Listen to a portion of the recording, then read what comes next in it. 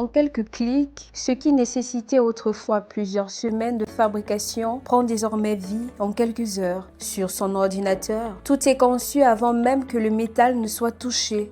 Direction le quartier Simborg où Stanley s'approvisionne en matières premières. C'est ici que je m'approvisionne des tôles, de toutes les épaisseurs et tous les formats. Les prix varient de 10 000 à 120 000 en fonction des épaisseurs et des formats. De retour dans son atelier, la précision est de mise. La conception numérique devient réalité. Le métal prend forme sous nos yeux.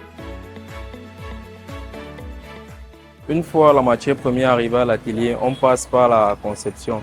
Après que le client ait choisi son dessin et qu'il a amené ses dimensions, il est question de maintenant passer à l'étape où il faut remettre ces dimensions à l'échelle.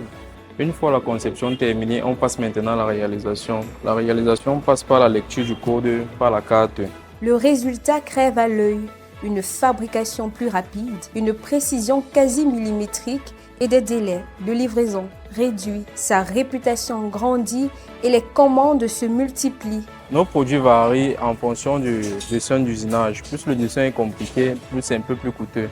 Les dessins peuvent partir de 5 000 à 15 000 voire 20 000 en fonction du dessin. On choisit ce style de modèle juste parce que ça c'est le nouveau truc de maintenant. Tout le monde s'adapte à ça et c'est des choses qui passent. Mais derrière les machines, il y a aussi des hommes.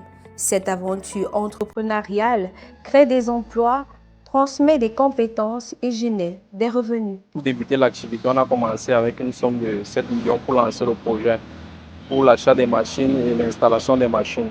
Aujourd'hui, nous sommes dans une plage de 600 à 800 000 qui nous permet de payer nos 5 employés. À l'heure où le Cameroun renforce la production et la transformation locale du fer, avec l'entrée en service de nouvelles sidérurgies qui pèsent 57 milliards de francs CFA dans l'économie, l'utilisation de l'impression 3D dans la fabrication locale des meubles va réduire la dépendance aux importations et booster ce marché qui s'accroît un peu plus chaque jour.